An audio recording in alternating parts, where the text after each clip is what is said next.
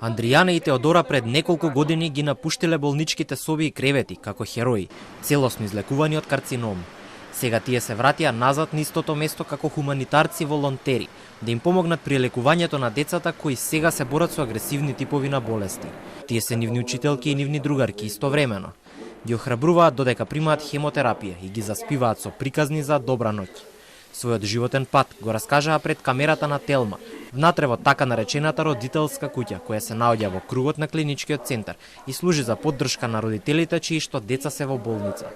Личното искуство мислам дека е најважниот дел од оваа работа.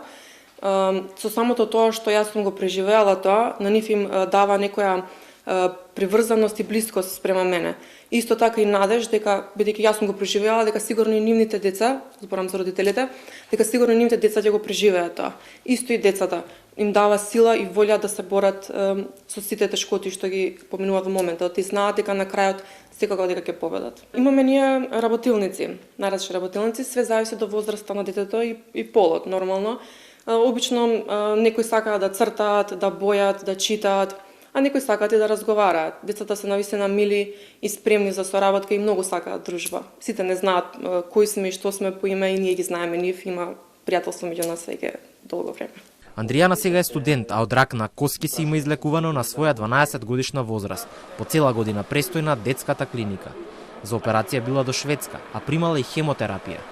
Соработува заедно со други волонтери. Една од нив е незината другарка Теодора, која лекувајќи се добила желба да стане медицинско лице, за да ги лекува сите оние со иста мака како незината.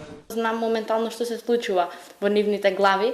Децата како деца можеби не знаат толку, бидејќи најчесто во моменталната состојба на детската клиника децата се помали, помала возраст имаат и мислам дека не се запознаени сите со тоа што им се случува и се објаснува како некоја тешка болест или страшна болест што ќе помине. И гледаме тој период некако да ги излечиме тие црни мисли, боцкања, лежење во болница, што се и малку да ги насмееме. А додека пак кај родителите е потешко бидејќи тие се свесни за тоа што се случува и сепак се разговара сериозно и се приоѓа како барем од моја гледна точка, искуството што сум го имала јас во клиника додека сум лежала, им го пренесувам на родителите. Дека има и компликации во терапиите, но дека мораме да се надеваме на подобро утре и дека се ќе биде како што треба на крај.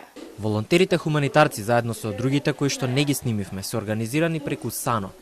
Тоа е единствената организација која што работи со деца болни од рак, вели председателката, и за неа Андријана, Теодора и другите се повеќе од волонтери. Пред се, тие не се обични волонтери, за мене тоа се херои. Ако за некој човек е херој лекарот кој му го спасил животот, ако за некој човек е херој пожарникарот што му го изгаснал пожарот дома, за мене се ова деца херои. Тоа се деца кои победиле канцер. Сите имаат своја приказна, а денеска се сите тие волонтери и помагаат на децата кои во моментов се борат против рак. Периодов дечињата со рак на детската клиника се ангажирани најмногу со изработка на новогодишни честитки. Не сите деца се во добра кондиција да можат да присуствуваат на работилниците. Но оние кои не можат, волонтерите им читаат приказни за добра ноќ и со нив разговараат за се што им е интересно.